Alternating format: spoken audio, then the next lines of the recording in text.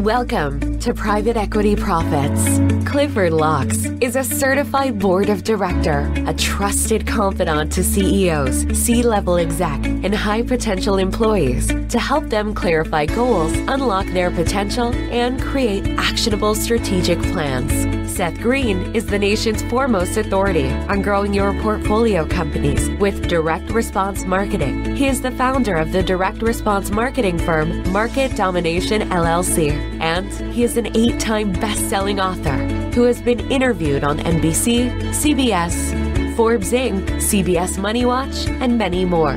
Cliff and Seth interview top players in the financial sector, focusing on private equity firms, venture capital companies, and family offices, discussing developments and trends shaping the industry. These experts will share with you how they've grown their businesses and increased profit, and how you can too.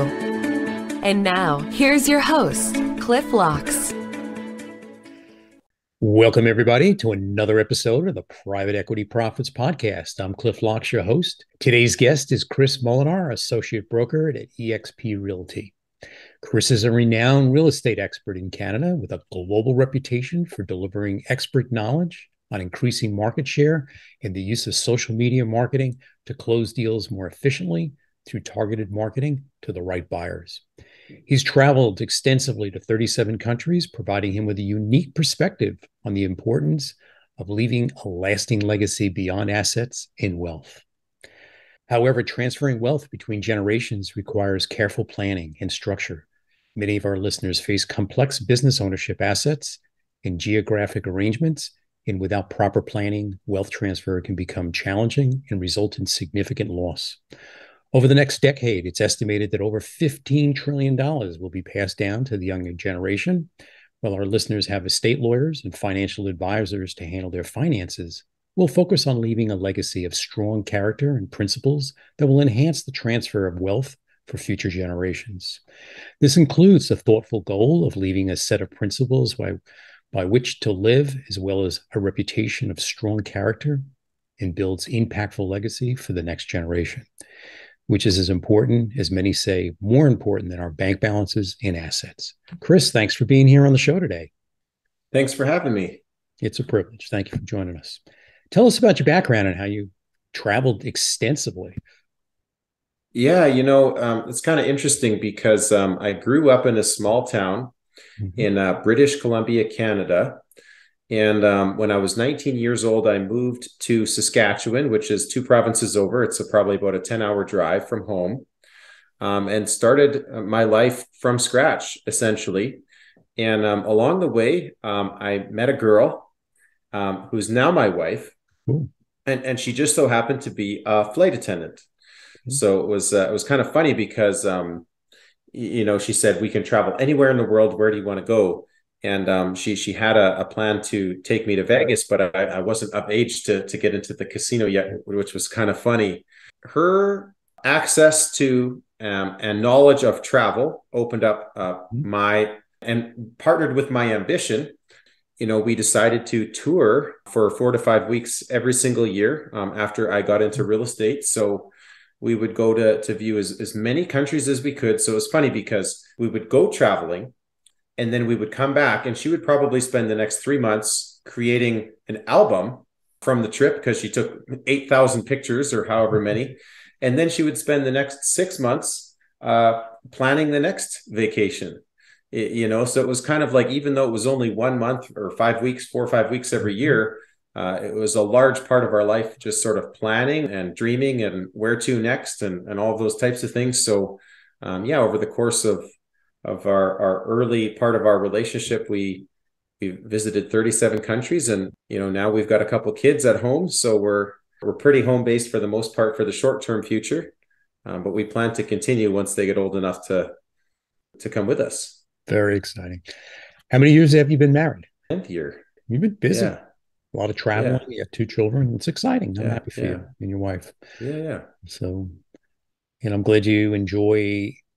A lot of us will stay within our state or country, but yet, you and I had a conversation before we started this. We were talking about Zoom, And I'm hearing them in the Eastern Bloc country, investment bankers sitting in New York, and we're doing an AI deal in the grocery category.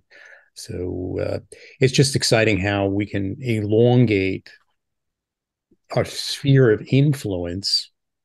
And I think more and more of the children, I'll speak for my own children, have traveled very heavily over into Europe, India, and at a young age. So they're much more worldly of what's taking place. And COVID, slowed things down a little bit. But once they have children like yourself and they're not traveling, it's very different. That's right. That's right. Yeah. What was it specifically that drew you to real estate and you've dedicated yourself to sharing your expertise?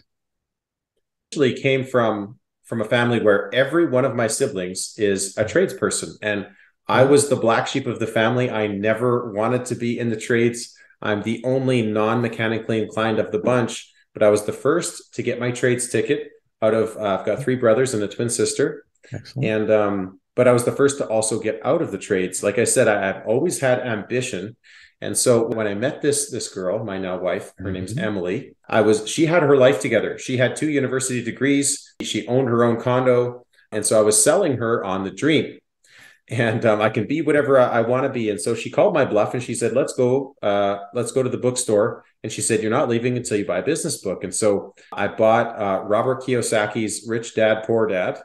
Okay. And, I've been reading close to, I would say, a book a week ever since then. And I know Bob Proctor used to always say that if you were to read 30 minutes a day, that's a book a week and 1,000 books in your reading lifetime. And, you look at it, and even if you go to post-secondary education, a lot of the time, unless you have a very specific purpose and career that you're focused on, there's a lot of things they don't teach you in school, like financial literacy, personal finance, public speaking, entrepreneurship and sales. And even what they do teach on those subjects is very surface level. They don't teach you the how-to, and you're not usually learning from the best of the best in the industry. You're learning from somebody who also learned it from a book.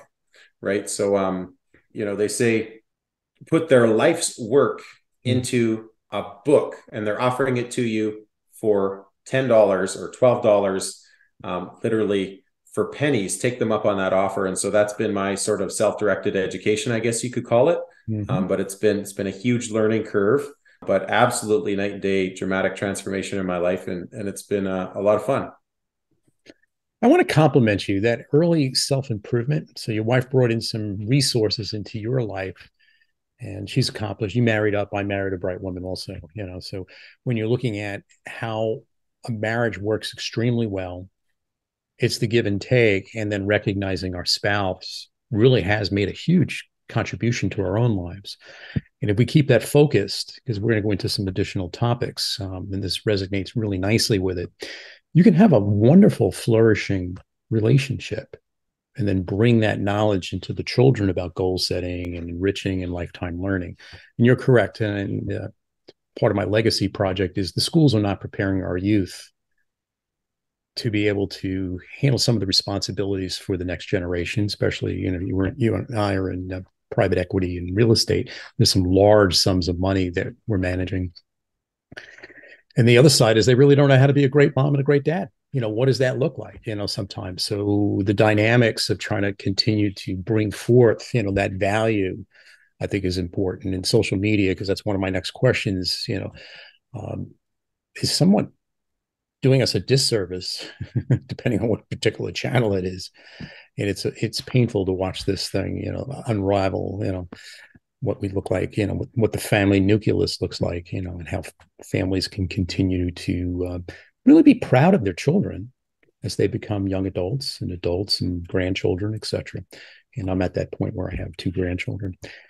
How has social media changed the landscape for the next generation?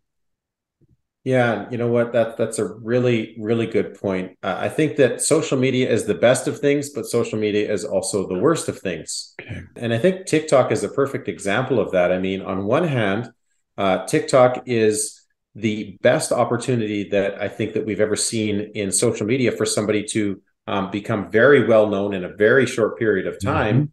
But it's also probably the most engaging, entertaining, and mind-numbingly endless streaming scroll of garbage that you could easily get lost in, for much too long. And so it's one thing I look at. Are you a producer or are you consumer? You can look at social media and say every single person today now has the opportunity to broadcast their message to hundreds and possibly thousands or more people, which the previous generations never had. But at the same time, if you're a consumer, there's also so much information that, where am I going to go next with it? And so that's where I think it's important to maybe find a mentor, somebody who's done what you already want to do, and have them help you navigate, what it is with what you're approaching to accomplish the goals you have. But again, it's easy to get caught up in too much information. Mm-hmm. So making important decision making is a key principle. As simple as that sounds, your ability to choose something and strive for it. It's like you can do anything, but you can't do everything. Very well said. Right. So you kind of have to pick something. It's some of the simple principles like what you'd mentioned that have just really been around forever that somehow easily get lost in the shuffle. And I always say, you want to stay away from the media. You news, you lose is kind of what I say, but you still have to pay attention to what's going on. And again, social media is essentially still media. It's just a different form now, right? So there's definitely two sides to that coin. We look at Elon Musk at this point making his contribution into social media. He's going to pay, he's paying a heavy price for it. You got billions of dollars worth of interest that's due. But at least there's some pushback on what norms should be. And then we can have, a sort of a civil conversation. It's fine which side you're on. It doesn't really mean it. But the idea of just being able to have a high level conversation or agree to disagree, and that's fine. It's not a problem. So that leads me to this. What do you think is important to make an impactful legacy? Yeah, that's a really good one. Because when you start to talk about the conversation of retirement, as an example, it becomes like, okay, well, how much money do you need to retire? Okay. And then I always ask the question, I say, well, how long do you plan on living? Because, if we all knew that, then it would be a lot easier to determine that. And then, of course, with what's happening with inflation, the earlier that you retire, seemingly the more that you might need to retire, because the longer that you'll live and the more that inflation will eat away at whatever you've built up. But the legacy component isn't always like what you'd mentioned, your bank balance. And so it's kind of like you hear these stories of how generational wealth is created, but it doesn't seem to last more than maybe 1 or 2 generations. And the reason for that, in my opinion, is because the message gets lost somewhere along the line. And so an idea came upon me one time that could you imagine if your grandparents were just to sit down and you were to have them tell stories and somebody was to transcribe those to a book, and those books were passed on from one generation to the next? It's kind of like, the one part of the question is, how much money do you need to retire? And then, of course, well, how much do you love your kids? And I say that sarcastically, but the truth of it is sometimes when you pass on wealth to the next generation, that's not always the biggest gift, right? And so it's like, sometimes it just be like, okay, let's find somewhere to put it, but then here's a book on how you can do it yourself. But the point is, you don't want your kids to struggle the same way you did. So of course, there's, where do you draw that line? Like if you had to build it from scratch, well, you don't want them to build it from scratch, but you do want them to learn some hard lessons along the way, because in my opinion, that's still the best way to learn. I always look at it, either you win or you learn. You only lose if you accept that failure and stay there. So I think it is like what you'd mentioned. It's all about the principles. And that's where I also think it's important to create content. And that doesn't mean you have to be a social media influencer. What it means is recording content with what you believe in, what you want, how you want to live by. It could just be as simple as writing a book. And you think that it's a lot to write a book for a lot of people, but it's like, if you just write a page a day, and guess what? It doesn't have to be a bestseller. Yeah. It's like, if you could literally just pass it on to your kids, what kind of an impact would that mean? And again, legacy. I think people overthink the word legacy, but it's like, you know what? The impact you're making on that one person who is your kid or your grandkid is just, it's all the world. And people are so focused on width, how many people, but there's also some depth where it's just like, man, your kids or your grandkids, it's just the opportunities you're giving them that you maybe didn't have, or the messages or the impact that they're going to make on the world that you might not have a chance to. It's really, really powerful. And as much as we can't always control what's going to happen with our kids and their kids, and you never really know how things are going to turn out, I just think that's why creating content is so important today. I enjoy your message. I think it's a very vibrant message for our listeners. The ability to write. We also have video. So the idea that you could actually take a phone out and record something, or you have a camera at work or on your laptop, and you can share your values and your insights and tell about your life story so it's not lost. If we think about my grandparents came in from overseas, all right, and then started a business from scratch, and it's a third generation business, so. And you brought something up extremely important. A lot of the generational wealth is lost in the second and third generation. And 90% is what the statistics are suggesting by the third generation. So the idea of stepping back a little bit and really having an honest dialogue between yourself and your family to what it's going to look like. So should the children go out and work for somebody else and come back into the business? These are opportunities that can be discussed. Do you have a family office? We hired somebody that can be a mentor, or, we'll get into one of your fine groups also on the mentorship that's available out there, that to motivate somebody to take an interest in it and make it their own. Part of it is the goal setting. What is important to you as an individual? Where are you going to thrive, and what contributions are you going to make, to society, philanthropy, hiring people, putting people to work. Okay. We live in an ecosystem and it's not one-sided. So the goal is to have a seat at the table and take a proactive, view of it and be an active participant, versus things happening. So to our listeners, we're not interested in complaining. It's about taking action. And if you need help, you can reach out to either one of us and we'll help you with, the needs and the specifics and the dynamics that you may have in the family. What do you think is the most important factor in succession planning? I mean, you're essentially, we're talking about passing on assets to family. And so taxes, that's an obvious one.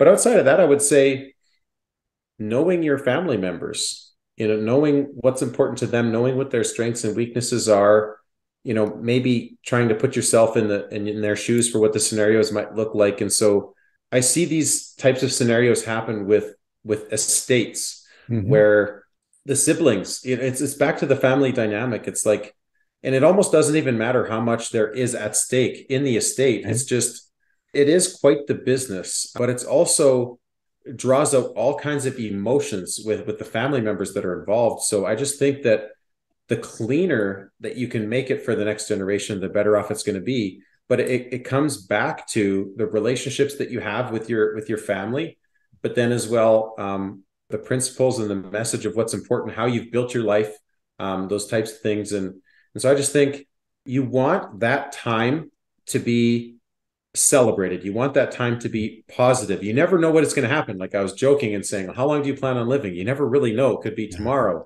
But it's like, you just want to be, planned well enough so that, number one, taxes. That's something people often don't think hard enough. It's like you spend your whole career building up significant equity, but maybe you didn't take enough time to pass on how you did it to the next generation, or you didn't think far enough ahead for how it's going to transition to the next generation. And so I think that proper tax planning, insurance planning is also, I think, important. It's kind of like, well, there's no such thing as a guaranteed return. Well, it's like, there's one thing that's guaranteed. We're all going to die. And so it's just like, I think life insurance is important, having proper insurance, or even if you are self-funded, it's like, how much is enough and why? And there's still going to be taxes involved in that. I think it's the family dynamic and the taxes is be the short answer, but it really comes down to your day-to-day with how you lead your life, I think. I appreciate that. Yeah. One of the individuals I had a very close relationship is an RIA, and we were having a conversation on bringing the children into the conversations with the financial planning and the attorneys. So there's a warm understanding and growing and maturing that takes place for the young people, and to understand some of those decisions that had to be, with plan that had to, like a playbook, had to be created for the family. And I think that's a key piece of the continuity of generational wealth. Let's look at it another way. In your opinion, what are the most important lessons to pass on to your kids, the next gen?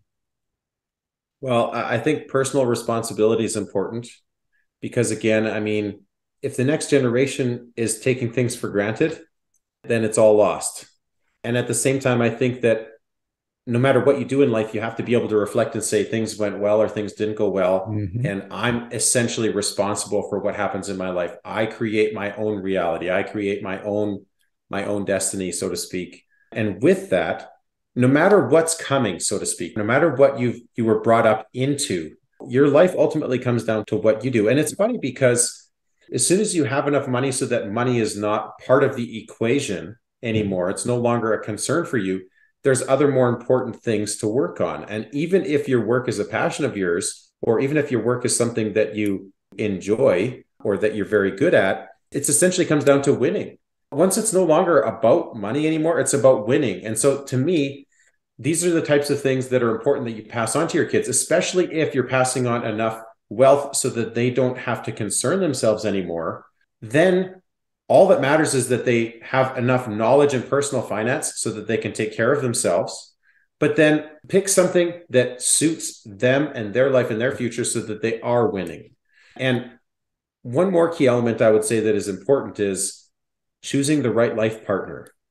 Because as you know, it's like you pass on your significant wealth to the next generation, the wrong life partner could cause a lot of turmoil in those types of environments. And so I think learning how to judge other people's character, learning how to be a competitive enough person so that you've created, an environment that's going to bring in the right type of person. And it's a tough world out there. I know that, but I think that is not just for your own personal happiness, but for everything, every other aspect of your life. If things go wrong, it's you're starting all over again. So it's those are just some of the few that kind of come top of mind for me, for sure. No, I appreciate that. It brings back a conversation I had with one of the clients, executive coaching I'll do in Germany. And we created, for this individual, I motivated him to create a T account. So you list everything you really enjoyed in the relationships you had. And on the other side, you list everything that's unacceptable, you don't want in a relationship. So now as you're dating, you have something you can actually go back to that formalized your thinking of what a wonderful spouse would look like, skills-wise. And also be honest with yourself. You may have some deficits that spouse needs to hopefully have strengths in, so you have this warm relationship. So the idea is the tool sets are there, and the self-improvement material that's out there in the industry at this point helps address some of those areas where the deficits are. But at the end of the day, I think you said something very important. Take ownership, of your life and your learning and nurturing. And I think if you spend time with your children on the next gen on goal setting, what's important to them, and they write their goals down, and it's something that's a living, breathing document that continues with them as they continue to mature. And then trying to motivate them to also share that knowledge with the next gen, their children, is a way to have that continuity. So why do you think generational wealth doesn't always survive for several generations? I think it's very easy for somebody who's entrepreneurial minded to be one dimensional, in a sense. They're so focused on accomplishing what it is that they don't take enough time to, like what I'd said, share how they did it. But then also, if they didn't think far enough in advance to, in a sense, I worked so hard to build this, so I don't want you to have to work so hard. Right. So that's another part of it. Sometimes they say the entrepreneurial spirit skips a generation. And I don't know if that part of that is when dad's so busy building up the legacy that he doesn't spend enough time with his kids, but then hopefully spends enough time with his grandkids. I don't know if that's what a part of it is, or if maybe the first generation is so worn out by the fact that dad works so much so that I don't want to live that kind of a life. Or it could easily be that they take it for granted, or they didn't learn the principles of how to at least manage it, in a manner that I would say so that it will stand the test of time. But then there's one more element that even if you do follow some of the basic fundamentals, the landscapes of the world are changing so fast now that, what used to work 40 to 60 years ago might not work, at least to the same extent today as it would back then. And again, a perfect example of that is inflation. It's like, man, you really got to find a way to try to stay ahead of it. And the best way I can think of is to be active with it. So that's a part of it, is you can't just always be passive. And I think that's why people like yourself are important, because you're kind of boots on the ground. You know what's happening in the markets. So I guess setting the right team in place could be a big part of it too, so that you have people that are looking out for your best interests. But I think it's a variety of things. And I mean, every family is unique in its own way, but I think those are definitely some of the key dynamics.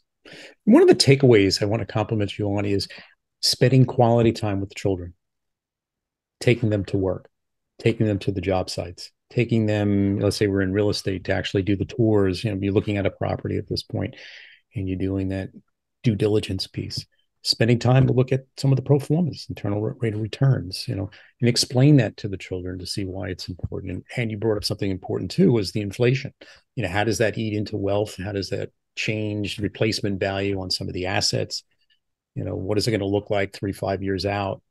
It's not an easy thing. Like today, they just raised interest rates by another quarter point, and they're still trying to tame inflation. Some of this was preventive. We keep printing the printing presses here in the U.S., and it's at some point, it's going to get interesting, if somebody's financing all this debt, it's 31 trillion at this point. So we'll see how it plays out over time. Let's change the topic a little bit. How do you find purpose and fulfillment in your work and life despite else that's happening in the world? I think that comes back to, people say you should find something that you're passionate about. And I think it's more, find something that makes sense in today's landscape, in today's marketplace, that feeds to your strengths. And then I think that in order to find purpose, it's an internal thing. It's kind of like, it didn't really hit me until, it's kind of like when all the chips are down, that's when it's like the call to God moment. And so it's just like, you've got to find something in yourself so that that no matter what happens, everything's going to be okay. Right. And it's a really simple way to say it, but I think finding purpose is, no matter what happens, you've got to find yourself internally. And part of that journey has been some of the study that I've done as well throughout the years. But there's no real one answer to that. It's kind of like, what is the purpose of life? I think the purpose of life is to live in the moment, is to enjoy as much of it as you possibly can, to remember what's important. And I think that passion is not just a noun, it's a verb. Just like people say, love is not just a noun, it's a verb. So sometimes, you can be passionate, even if you're engaged in activities that aren't the most fun. If you take the path of least resistance, it's not always going to get you to the place that you want. So it's kind of like, when things are the most worthwhile things in life are usually those that you have to, fight and toil for, day after day, year after year, discipline to get there. So it's not always doing the funnest things, but sometimes it's earning, a place, and it's a personal thing, getting yourself to a place where you can enjoy the things that maybe you couldn't have otherwise. It would be my best way to answer that, I suppose. There's a metaphor my wife had shared with me, and she had picked it up from somebody else. As you run into life, the past are chapters in your book that are already written. But looking forward, you get to write the next chapter, or in the chapter after that, the way you choose. So you can actively participate, make changes, learn from the past, and go forward. So the idea of you own it, and you're writing the next chapter is a wonderful way. And growing up is not easy for the next gen. So the idea of being able to share some of those insights that you have and some of the things we're speaking about here, that understanding, I think, is the key piece of it. Chris, is there anything I haven't touched on that you would like to add? No, I think that's a really, really good point. And Tony Robbins talks about this too. He says that if you're always focused on where you're going, you're always goal setting, and you're always working on that next achievement, it doesn't matter how big or how great that is, it's very short-lived when you get there. So you have to enjoy the process of getting there. So it doesn't really matter where you're going, and what matters is you're going somewhere. So you have to be goal-oriented, growth-oriented. And if anything, I think maybe that is the purpose of life, is to grow, to become better, to become the best version of yourself, so to speak. Very Yeah, good. I'm definitely passionate about this topic in general, and I know that it's whenever you talk about retirement, it's funny because you can talk numbers, but it's also somewhat philosophical. Because really, what are you going to do if you enjoy what you do? You've built something like it's your baby, this business, whatever it is. You're really just going to pull the plug on it, or are you going to move on to new projects? And so, whatever those new projects are, you still have to be engaged and involved in something. I mean, even if you're a grandparent, you're not going to spend all day every day with your grandparents. Your kids will probably go nuts, right? So, I mean, you have to be actively engaged and involved in something that will help you grow personally, whether that's, physically, spiritually, mentally, or in your business, financially, whatever it is. I love these conversations for sure. Mm-hmm. And if anybody wants to connect for further conversation, you can find me on Instagram or on YouTube, all that kind of stuff. So definitely just, yeah, happy to What would be they here. I look up, appreciate it. Chris? Tell me what they'd look up on Yeah, Instagram. just look up my name, Chris Molenaar on Instagram or on YouTube. And my last name is Molenaar, two A's. It's Dutch. Okay. So yeah, that's easy enough. To our listeners, enjoy the ride. That's what life is. It's about passion, finding what you really, really enjoy, surrounding yourself with some brilliant individuals and building some wonderful teams. The depth of the bench, meaning the teams within your company or in the family, looking at what do they need in their own lives to be able to really enjoy, their community and flourish. You could be part of that conversation. In other words, our listeners are very successful. A leader that can communicate and share a vision to others, hey, you can have this. Yeah, there's some work involved. It doesn't happen on its own, but you're more than capable of doing it. So I want to thank you so much for your time, Chris. Your sound advice on succession planning is something anyone listening can benefit from. I want to thank you for sharing that vision. Thank you to our listeners. I look forward to being back with you shortly for another episode of the Private Equity Profits Podcast. The show has been produced by Market Domination, LLC.